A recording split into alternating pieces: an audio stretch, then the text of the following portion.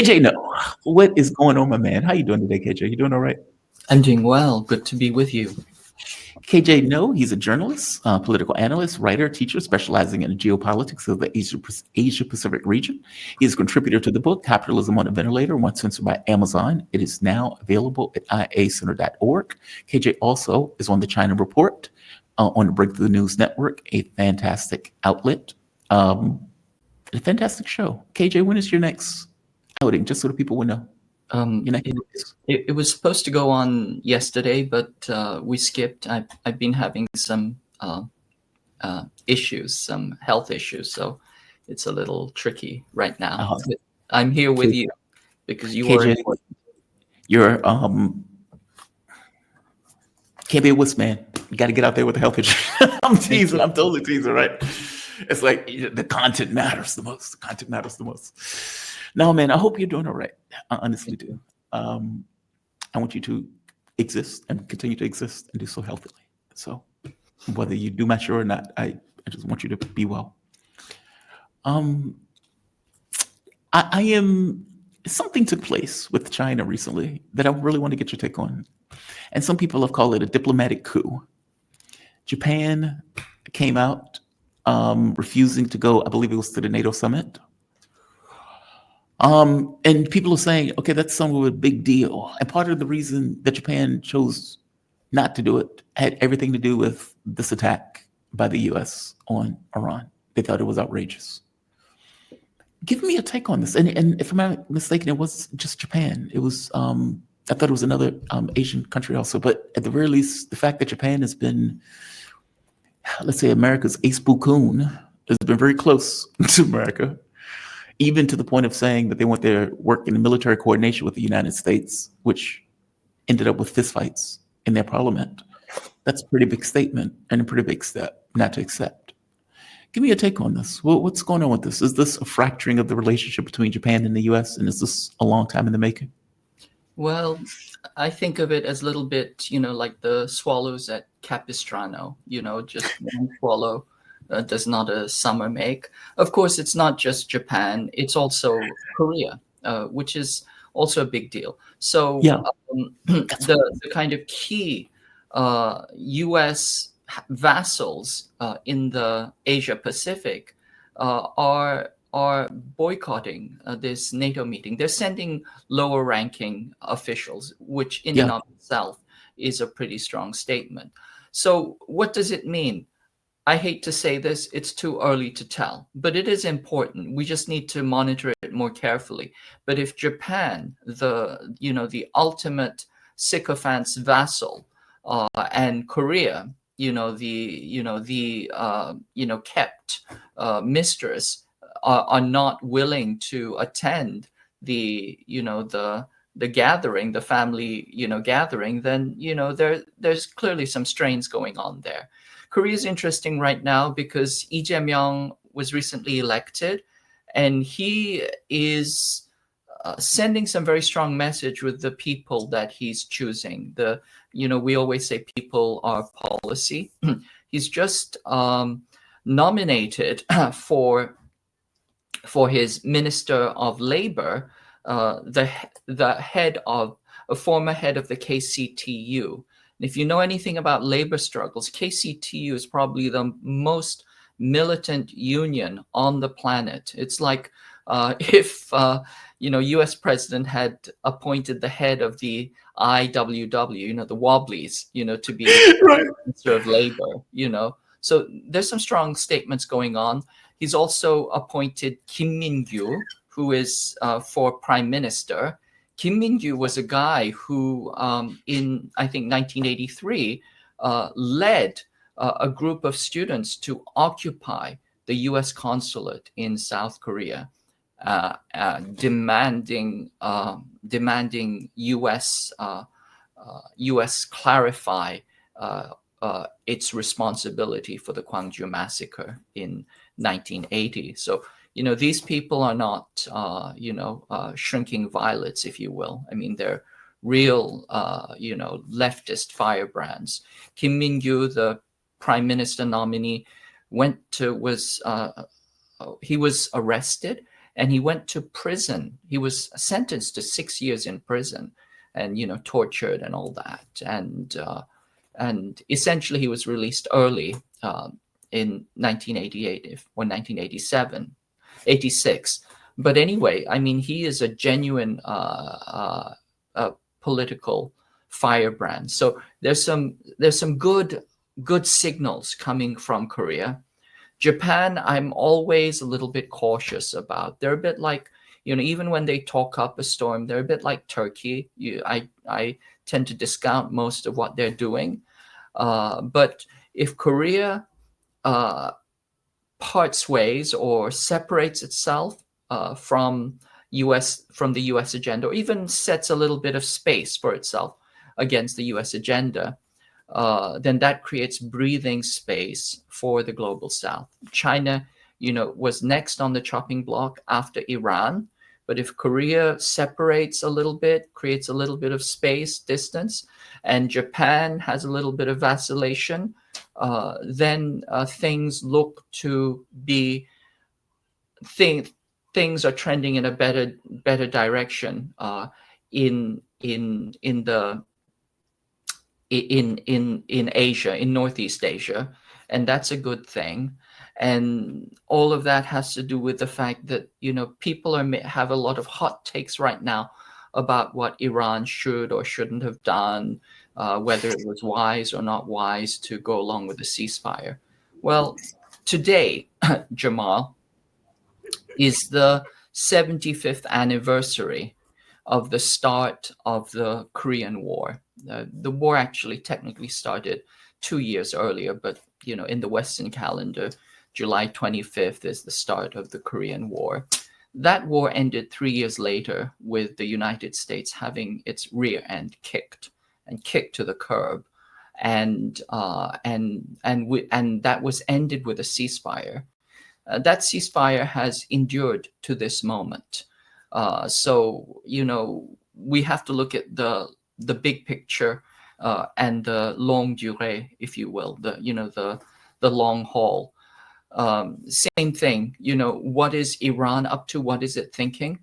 I would say, like China, because it's a civilizational state that has endured millennia, it's thinking over the long haul. It knows that over the long haul, it has the advantage. No need to precipitate to constant kinetic fighting when the internal contradictions, both within Israel and in the United States, are extreme. Time is on Iran's side. I accept that. I do accept that. Has Israel accepted its ceasefire in Gaza up to this point? No, not at all. No, I mean, Has Israel accepted a ceasefire in Lebanon up to this point? Of course not. All right. And just to make this point clear, this is Jerusalem Times. This is coming out from, the horse's own mouth. Don't take my word for it. I will show it just so you can see it for yourself. Right here. Israel sees Lebanon as its model for ensuring that Iran does not try to rebuild its nuclear ballistic missile capabilities, according to the report. Since Hezbollah agreed to the ceasefire in November, Israel has struck repeatedly at Hezbollah sites and operatives in order to ensure that the Iran-backed group is not able to carry out attacks and rebuild its infrastructure. Effectively, they're saying, even before they enter into this, what I'm going to call a pause, I'm not even calling it a ceasefire, that our objective is to create and use the ceasefire as a tool in order to go after Iran and peck at it further on. I can show you the clip of Donald Trump putting out the video of bomb Iran. And I can show you this plan for the United States in which they've knocked over one government after the next all throughout the Middle East. So I understand this sense that North Korea and South Korea has been able to maintain a ceasefire. These are different animals, and these are different countries in the way that are being employed. Put it this way, if North Korea didn't have a nuke, they would have been trying to do the same thing to North Korea. Well, I agree absolutely. They're absolutely different animals. And certainly it's clear that both the United States and Israel are using diplomacy as simply another tool in their Yes. toolbox of war.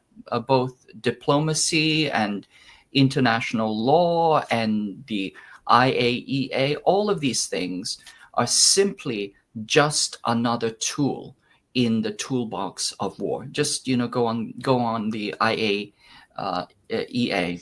Mhm. thing, and the NPT. The NPT and the IAEA. It's essentially like getting a permit. When you build a house or when you want to, renovate your house, you're supposed to get a building permit, right? And that building permit is mandated so that you can do it safely, because because they want houses to be safe. Natural. And it's as if you filed a permit to build or a permit to develop safely, and the bureaucrats in the planning department looked at your plans and they said, "Great, we will use these plans to go in and break into your house and rob you and rape you and kill your family members." That's essentially what that's what essentially what Grossi has done. He's turned essentially the nuclear planning department into a robbery, rape, and murder department.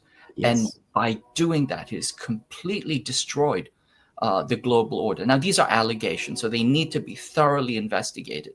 But if even a smidgen of what is alleged is actually true, that there was collusion with Mossad and that intelligence was leaked to Mossad so that the reactors could be attacked and the scientists could be killed, then I think that Grossi has a lot of answering to do.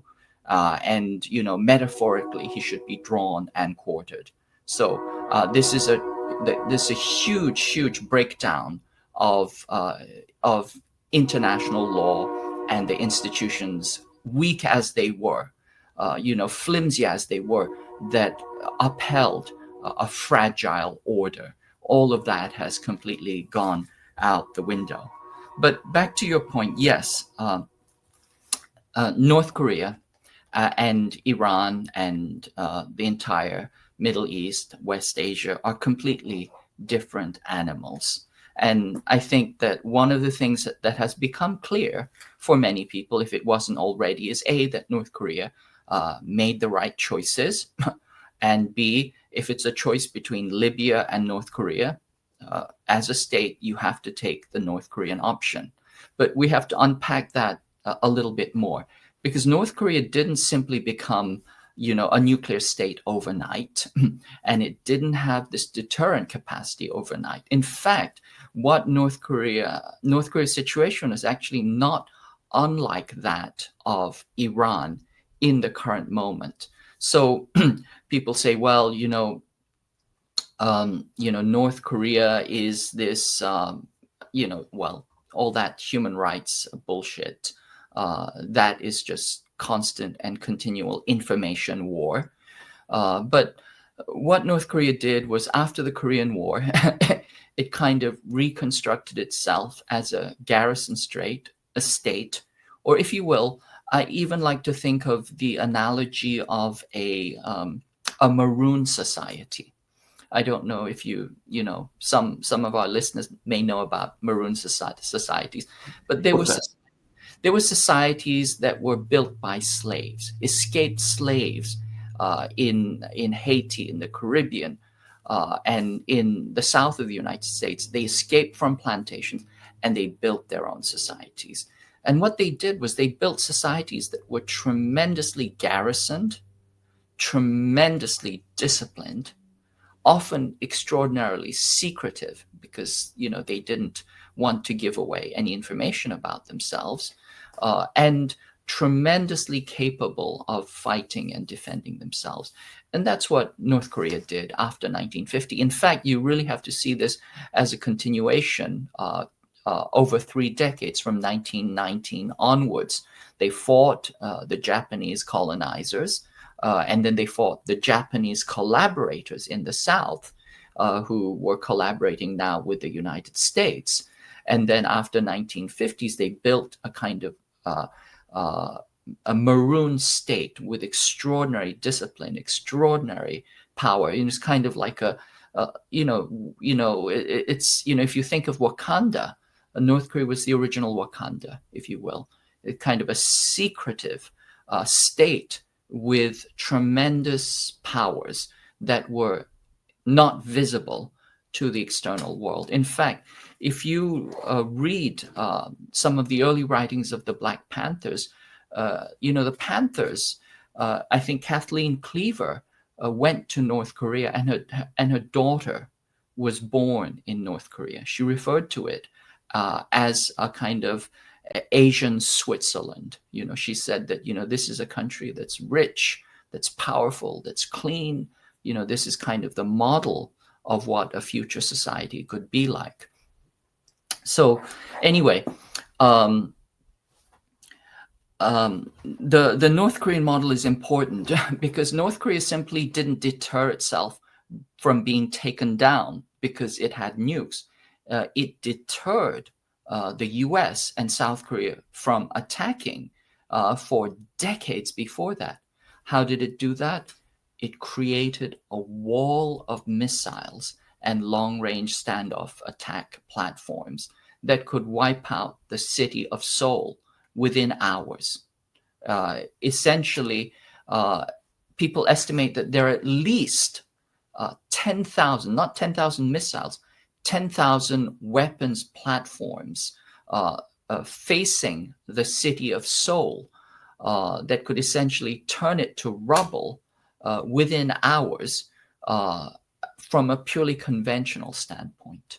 And so they had that conventional capacity, and then they had that nuclear breakout, which, of course, they had to do because they were being led down the garden path exactly the same as Libya and exactly the same as Iran. They had a good faith engagement. They needed nuclear generation capacities because it doesn't have oil, it doesn't have fuel. It's a very, very small country with very limited resources. They needed nuclear power, and the US offered them light water reactors in exchange for dismantling their program. They waited 8 years.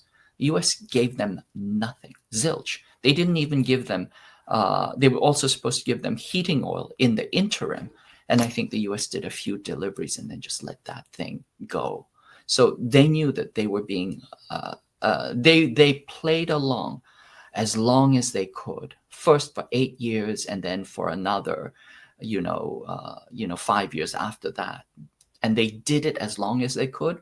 But in the meantime, they were building up their nuclear deterrent capacity. But what I'm saying here is that people say, well, Iran has to do what North Korea did. What North Korea did was a multi-decade, multi-generational project.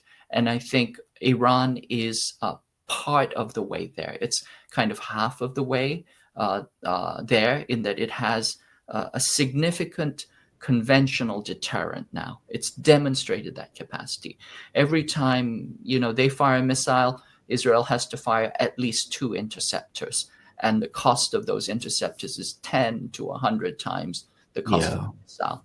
That's a losing proposition right there. Every time, if Iran fires a missile and it hits, it's a success. If Iran fires a missile and the missile doesn't hit because they had to shoot it down with 2 to 5 to 10 interceptors, then that's already a win for Iran. So they will win the war of attrition over the long term. And so they have set themselves up with this conventional deterrent, which could still be further developed and is most likely being further developed.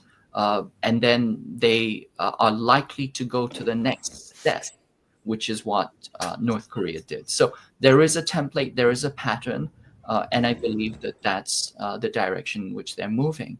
But I think we have to be careful about, the very, very urgent.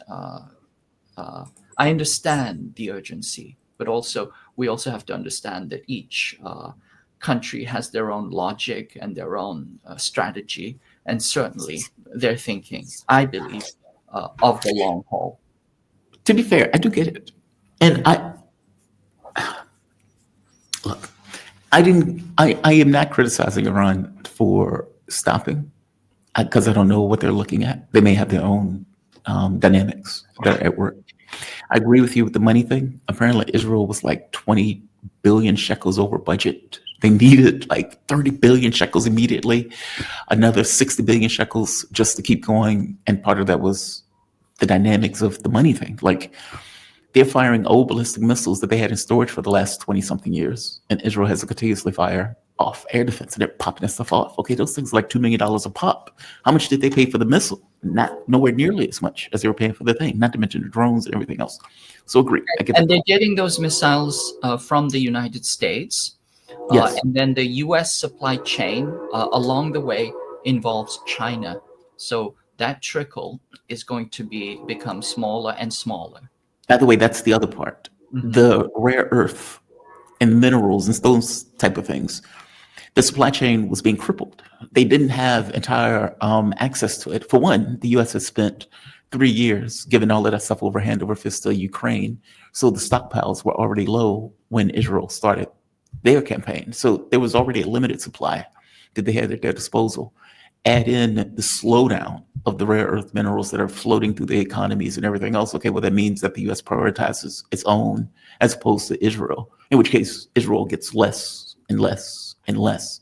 And so they were faced with budgetary difficulties, difficulties in armaments, like meaning there was reasons that Israel was begging for a ceasefire that, part of the reason why people said they should have kept going, meaning Iran. But fair enough. I'm not going to overly criticize them on that front. As for the nukes, I understand your point. North Korea had a hell of a deterrent before they ever got in nukes. And fair enough. And so does Iran, by the way. I mean, they've just demonstrated that they had the capacity to prevent what was a putsch attempt. They held up. Like, I wager to you that Donald Trump was being told, we can knock them over, we can knock them over. They're weaker than what we think they are.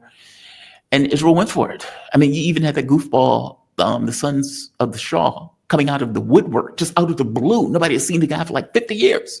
And he comes out the blue and starts putting out these propaganda pieces as if he's a government in exile, that he's going to take over Iran. Why is he doing that? He's doing that because in the minds of the Israelis and the US, we're trying to overthrow the state. We're doing decapitation strikes. We're trying to kill leadership. We're trying to overthrow the state. Then, if you've noticed, they had that message out in the Washington Post where they were threatening to murder the families of the military generals and these politicians if they didn't just effectively let it fall apart. Like, just astonishing stuff. So Iran held. I've said before that they've won this round. They've been able to maintain. I just want them to continue to maintain, which is why this stuff freaks me out. And I don't believe for a moment that empire is giving up. I mean, look at what they did to Syria. It took, 15 years? Where they were finally able to peck Syria to death? And finally, at the end of it all, after these kind of large-scale pushes in one cases, terrorist activities in other cases, sanctions in other cases, paying off military personnel, where the state disintegrated. Assad has to flee, head choppers, take over. I don't want that to happen to Iran. I just don't want it to happen to Iran. So however they need to maintain themselves, I want them to maintain themselves.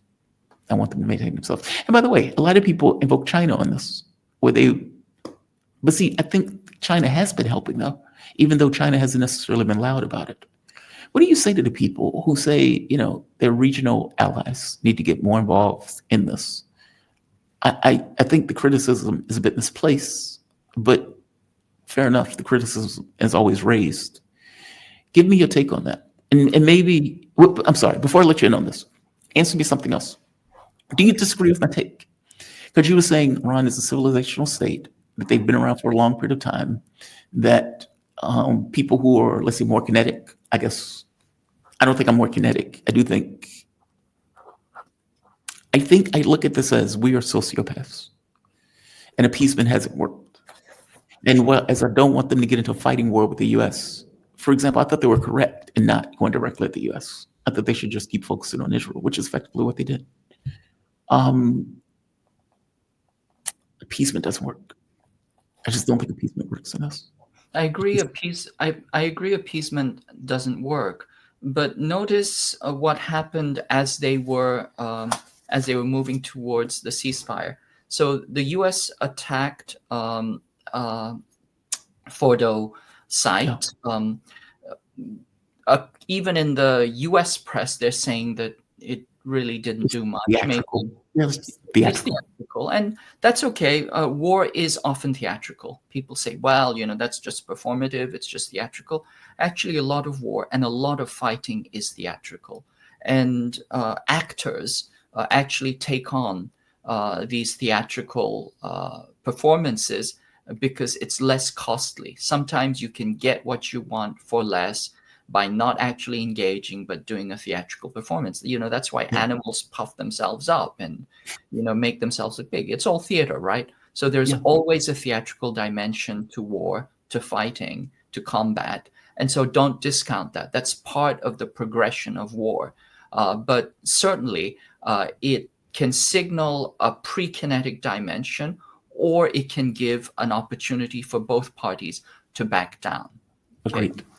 And what happened with the Fordo strike, as far as I can tell, the fact that Iran's counterstrike was so measured and so telegraphed lets us know that probably the damage to Fordo was not significant. If Agreed. the DIA is agreeing, if the US media is saying that, oh, nothing really happened, we didn't do much, and Trump is pissed off at them for saying that, and if the Israeli media is saying they've been wiped out for decades, that and Iran doesn't really retaliate, then nothing much happened, right? So that is Yeah, a good thing, because right now it's still theatrical, and that theatrical stage is okay. Keep that theatrical stage going on as long as possible while agreed. you build your own strength. It's Agreed. a little bit the thing that I was thinking of is, in the martial arts there are different types of sparring, and there are types of sparring which are just kind of no holds barred, everything at it. And then there Mhm. are types of sparring that are point sparring, or I mean, fencing is a kind of point sparring. So you make that touch, you make that point, and then everybody go back to their corners and regroup. And it's a little like the U.S. did a kind of a point maneuver, and then it wanted everybody to go back into their corners and regroup. And of course, the fighters are in a different mindset, so they brawled before the bell went off.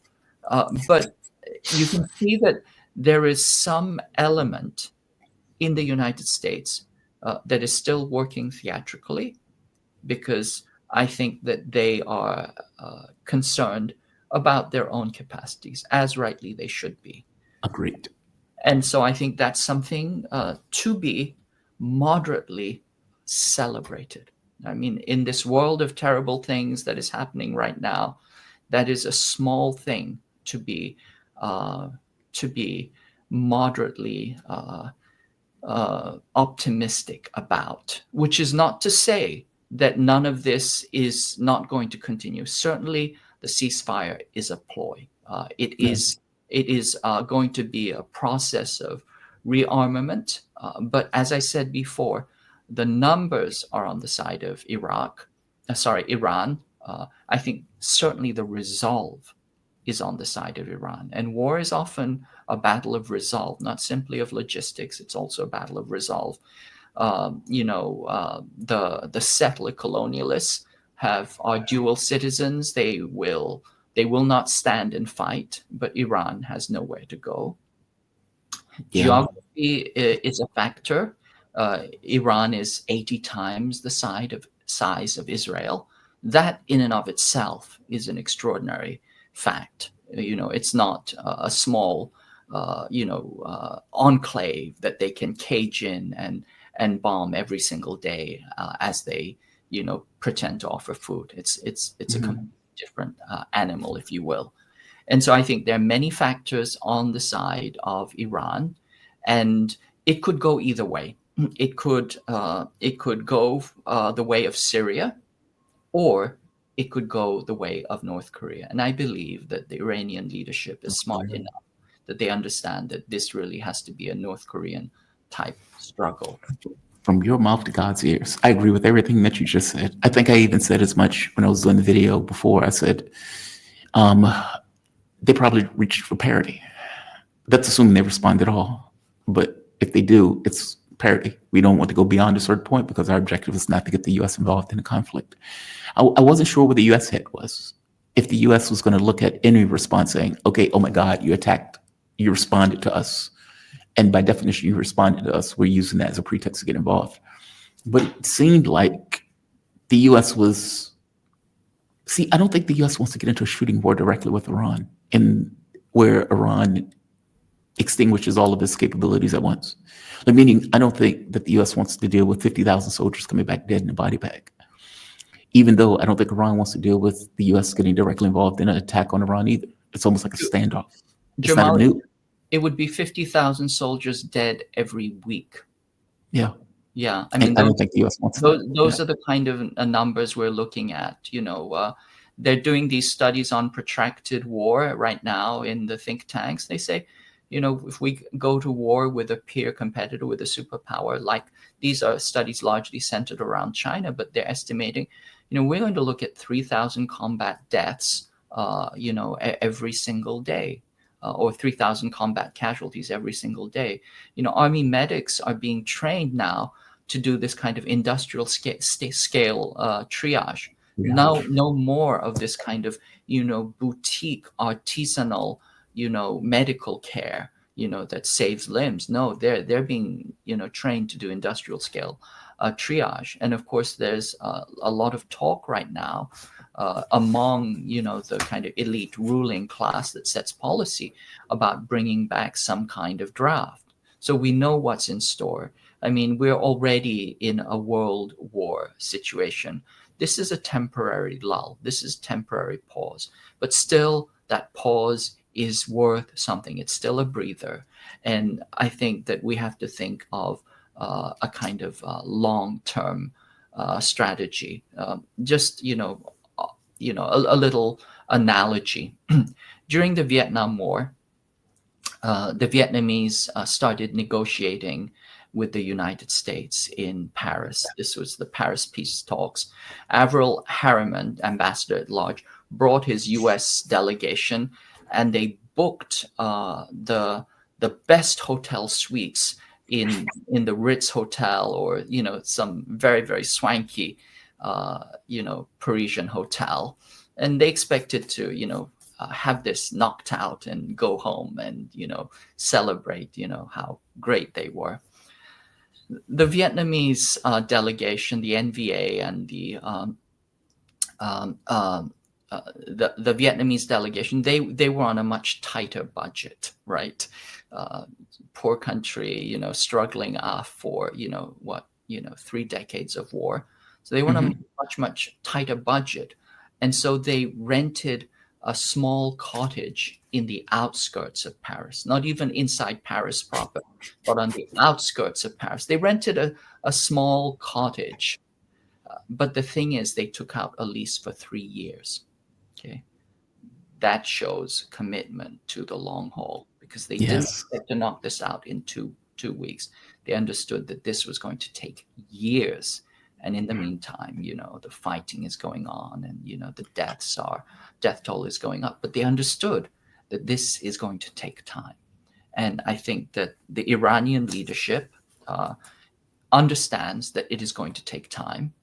And the other thing that they should understand, which I think China understands, is that Iran is capable of winning if it does not fall apart from internal undermining, right? Agreed. Now, the thing is, if Iran can fight and prevail, it doesn't need China or Russia to get directly involved. If Iran is going to fall from internal dissent and internal undermining, then there's very, very little that a third party can do to prevent that. That's a whole different. That's interesting. Your point is, look, either way, nobody else can get involved in a direct sense, because it's not something that can help them one way or the other. First, Iran hasn't asked for help, But They have not. secondly, I think that there can be indirect support, but that direct intervention is not something that is wise for any party, including Iran itself. And to be fair, China has been giving them indirect support. Has there been any reporting about what those deliveries were? I mean, they were like boatloads of cargo planes, day after day after day. Do we know what was being delivered? China. I haven't heard any news on what was being delivered. Just that they were being delivered. I don't know, and I've heard different things that I have no way of verifying. The only thing that I will point out, which is really important, there's actually a rail line that goes from Iran all the way to China, Right. all the way, 14 hours. So that rail is going to be very, very busy. And then the other piece of this is that there is an Iranian port, a very important port, which is outside the Gulf, the Strait of Hormuz.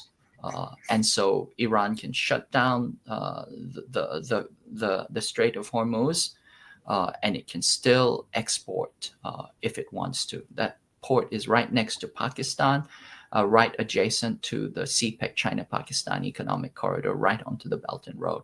So there are multiple different channels that are either outside the straits or overland that allow that Iran has this constant vascularization, if you will, like the blood. There's always a blood supply. There's constant vascularization. So it is not going to be choked out as the U.S. and the Israeli strategy is. The U.S. Israelis have their own strategy of attrition, which involves hybrid war and psychological warfare, and to kind of increase the internal splits and see if they can bring it down internally while putting this, Syria, Iraq type pressure on it. But I think that the Iranian leadership should be aware of that and take their own countermeasures. Has China, correct me if I'm wrong, this may be a rumor, I don't even remember where I heard it from or read it. It was said that Iran didn't ask for help from China or Russia. Russia has pointed out that they tried to offer a deal multiple times, that Iran turned it down.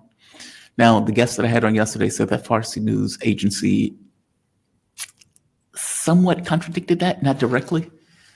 But effectively, we're going to remember the silence of our allies, something like that, which kind of indicates like, hey, we do expect help and assistance in some way.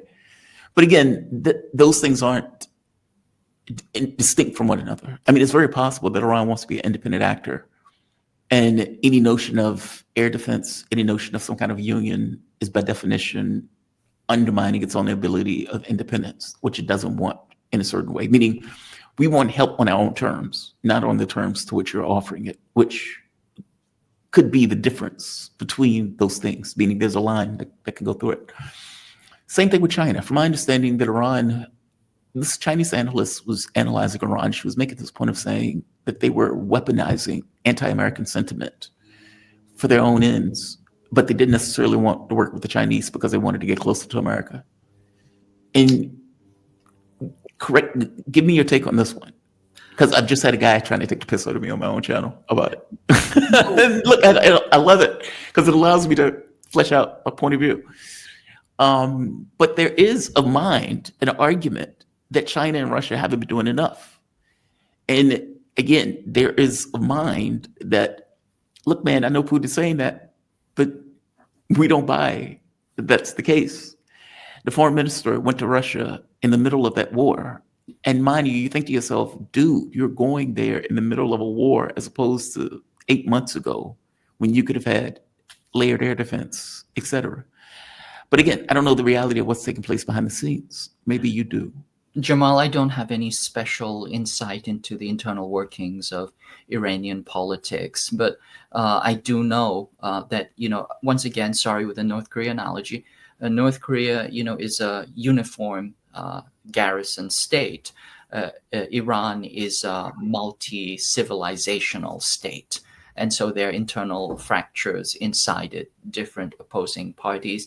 You could even say that the current administration is actually the opposition party. It's the opposition party to the hardliners that really would have wanted to prepare completely and totally for war. So in a sense, the U.S. has already put, or the opposition, the Western friendly opposition party has some of its members in power, and certainly its informants in power.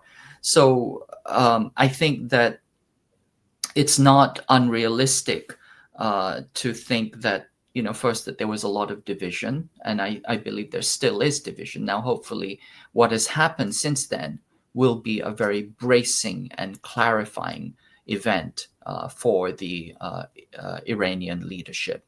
They understand that, you can go the way of Libya and Syria, or you can go the way of North Korea, which is, build your national strength and not sell yourself out for a pottage on the notion that somehow these are good actors that are negotiating in good faith. No, that's become clear. Look at what happened with Grossi and their IAEA. Look at, all this notion of diplomacy and peace talks, right? As 2 weeks out, and then, within 2 days, you're being hit, right? Yeah. So I think hopefully, there are lessons learned. I make no assumptions as to what the internal workings of the Iranian leadership are, but I think there are certainly lessons to be learned.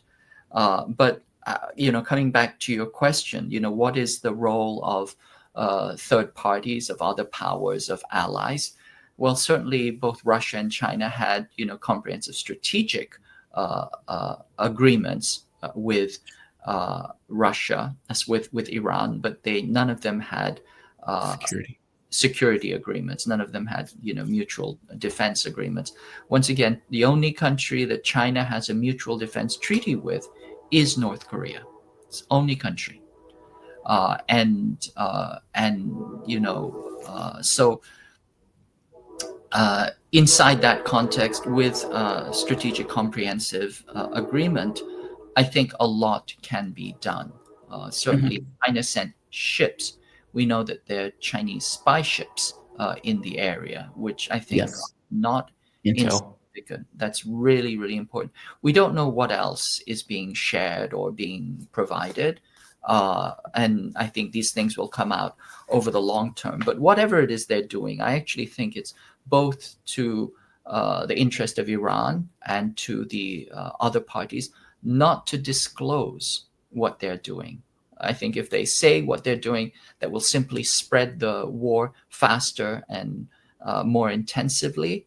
It will simply give an excuse to escalate even further and to escalate horizontally, to spread out into the Pacific. And I think if they keep very quiet about it, then you have two advantages. One is you have the advantage of surprise. And secondly, you have the advantage of, you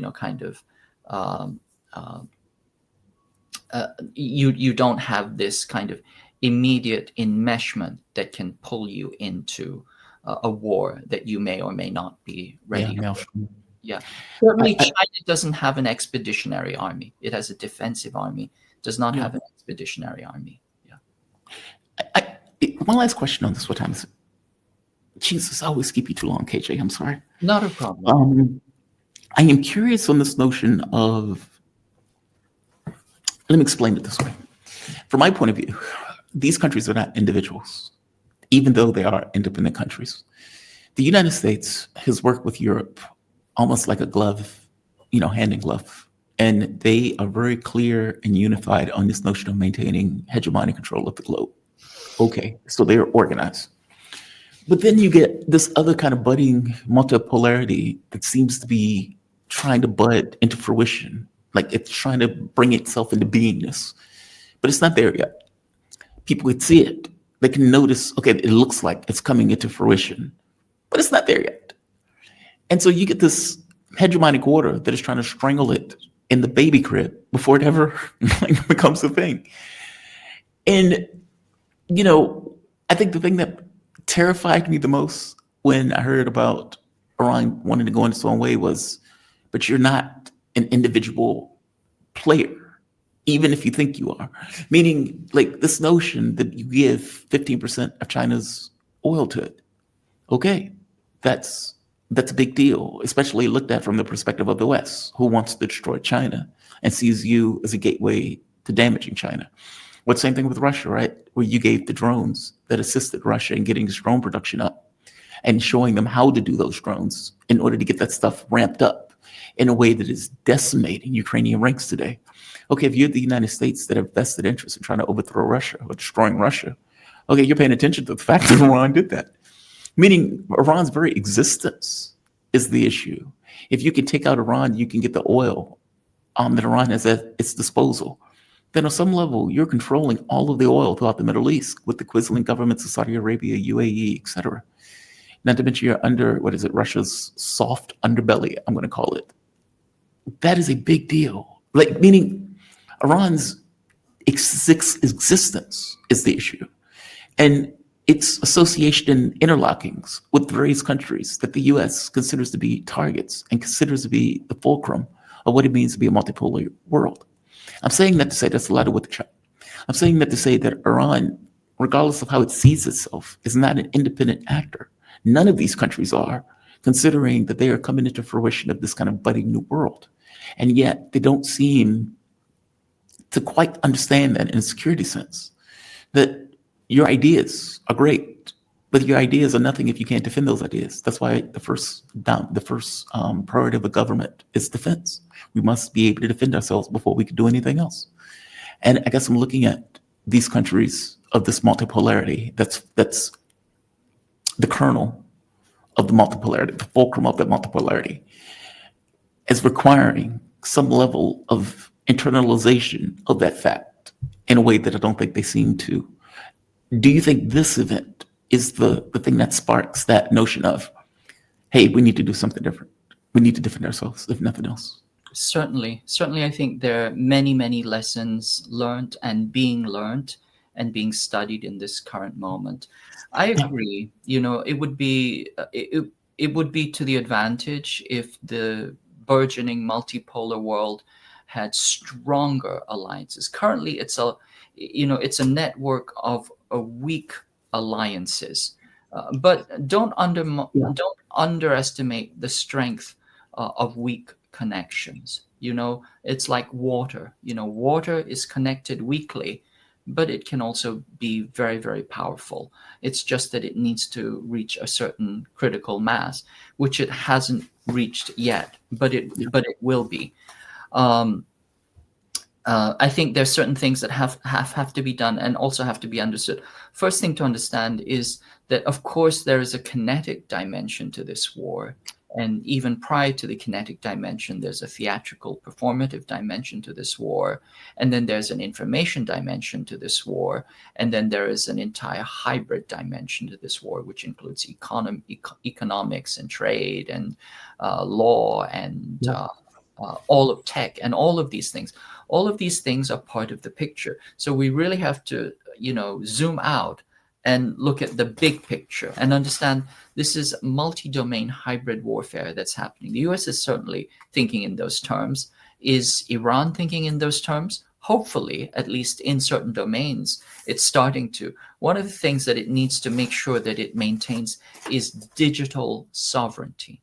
Okay, it needs to have digital sovereignty.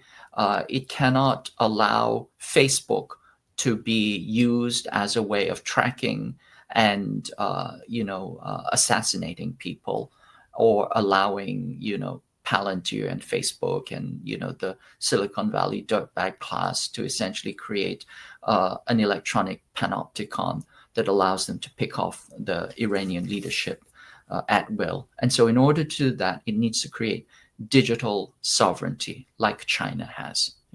If there's anything China has done well, apart from economic development and governance, it's been creating digital sovereignty. Let the West scream about China not having Facebook. Nobody cares. It's a good thing. It's actually a really, really good thing that you don't get this kind of toxic pollution and toxic information warfare that is waged constantly. I mean, essentially, it's one large electronic graffiti board, right, that we have essentially. I mean, even in the comments sometimes here on this show. But most of them are good, but sometimes you get, these graffiti artists, right, these trolls who come on. So digital sovereignty is really, really important, because you have to understand that there is the information and cyber dimension of war. And then I think there are other measures that have to be taken, that have to be built out comprehensively. But we have to watch out for the flash and the the drama of kinetic war. There's a lot else that's going on right now that is equally important, and those are the elements that will make or break whether Iran is able to sustain itself, survive, and transition, and help the growth, the birth of a new multipolar world. I think that we're on that way. I think that time is an issue, but I believe that time is on Iran's side. And the internal fissures that Iran also potentially faces, which is why it's inadvisable for foreign powers to intervene directly, are also internal fissures that the United States and the EU itself is facing. So, I'm very generic here, but I think that time is on Iran's side, and that we need to look at the big strategic hybrid picture. No, KJ, I agree with everything you just said. I look, I don't want a kinetic war. If that's the impression I'm giving, that's not what I want. So I just want to make that very clear. I agree with everything that you said. I do think part of the reason why we're having this kind of kinetic war is for the exact reason that you're saying. That if left to its own devices, if China develops, Iran develops, Russia develops, India, Pakistan, et cetera, you get a situation where the West starts to lose its control. And it's that loss of control that's driving these conflicts, either in Ukraine or, for that matter, driving these conflicts in the Middle East. I mean, I could be wrong, but it seems a certain amount of desperation. Like, yes, they've worked their way to get to Syria, and then they finally get to the point where they can attack Iran. This has been something that they've been planning for, 25 years in the making? At least. And with Russia, they've always, that's been the big thing, that they've always wanted to take down Russia in the sense of being able to take their resources and destroy the Russian state.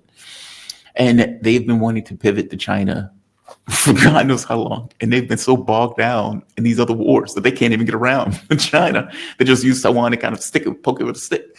So no, I don't doubt that I think everything you're saying is correct. That fundamentally they left to their own devices, they lose.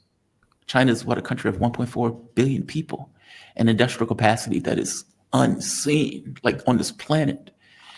What does that look like in 20 years? Or you look at Russia and its military capability. Jesus Christ, the Oreshnik missile by itself is a terrifying weapon. Like, imagine if Russia never even disclosed that weapon existed. Like, they terrified the world with that weapon. And now they're going into mass production of that weapon. So they have a lot of them on hand when, in their minds, because what Russia is thinking to themselves, Europe at some point is going to get fed to the Russian wood chipper. And we need to be prepared for that moment when Europe attacks, or at the very least where war is provoked in Europe. Like, it's unfortunate because I agree with you. It does seem like kinetic is one dimension of it, and it seems like it is on the horizon. It just does. I could be wrong, but it seems like these guys are willing to end the world to maintain control, despite the fact that nobody told them that they needed to keep control forever. It's just weird.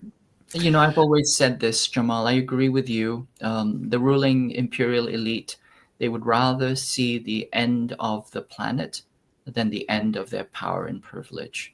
And that's because for them, the end of their power and privilege is the end of their world, not the world, but their world. And they're willing to take the world down with it. And so this is the really, really dangerous moment.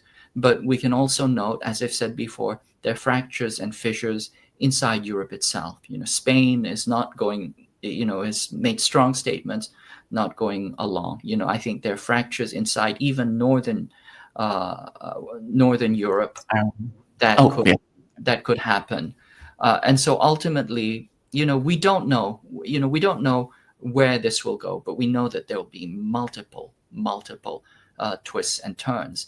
And in the meantime, I think the key part is for us to first, as I've said before, degauss your brains. Okay, do not be taken in by the propaganda. Anybody who tells you that this is Israel's war and the U.S. is getting pulled into it, you need to rethink that. This is a trope that is always trotted out. Anytime the U.S. Has a war, it says that we were pulled into it by a bad actor, right? They went rogue, it pulled us into it, right? I mean, this is the enmeshment trope, and the counterpart of that is the abandonment trope. They didn't want to be abandoned, so they enmeshed us into fighting with them and for them. This is all like this is like grade school psychobabble. You go and get your MFT, but please don't bring it into into the political arena.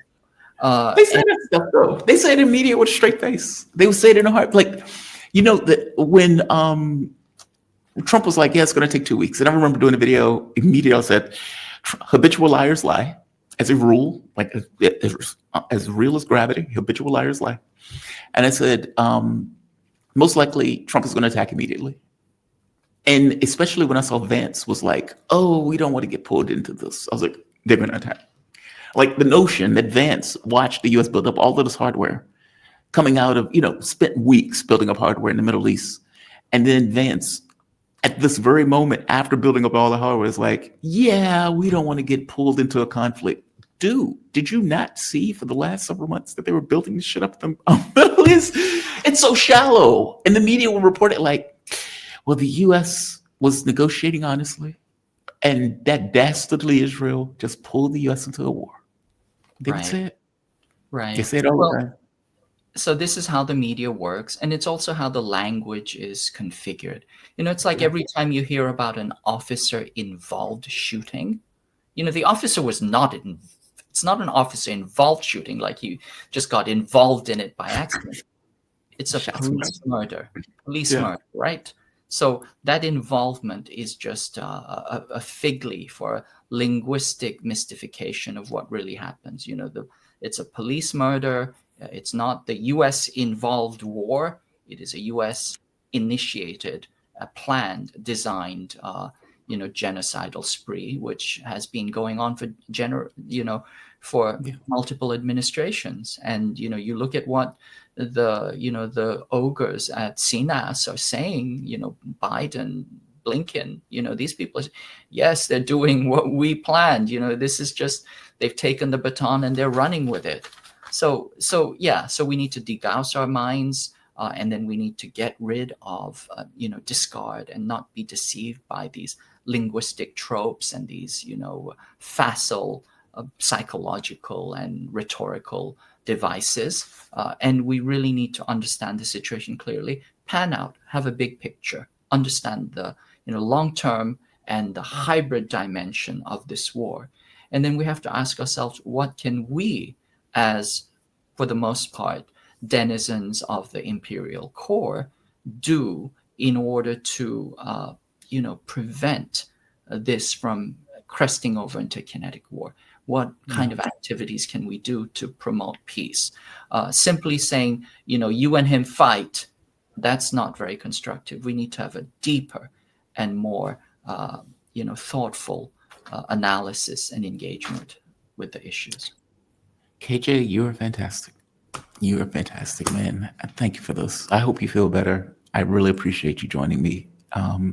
Either way, I thank you for this. KJ No, journalist, political analyst, writer, teacher, specializing in the geopolitics of the Asia-Pacific region, contributor to the book Capitalism on a Ventilator, once censored by Amazon. It is now available at iacenter.org. You can also find KJ on the China Report on Breakthrough News Network, and there is an episode coming out soon. So KJ, thank you for this, man. You be safe, okay? Thank you. All righty, guys. We have come to the end.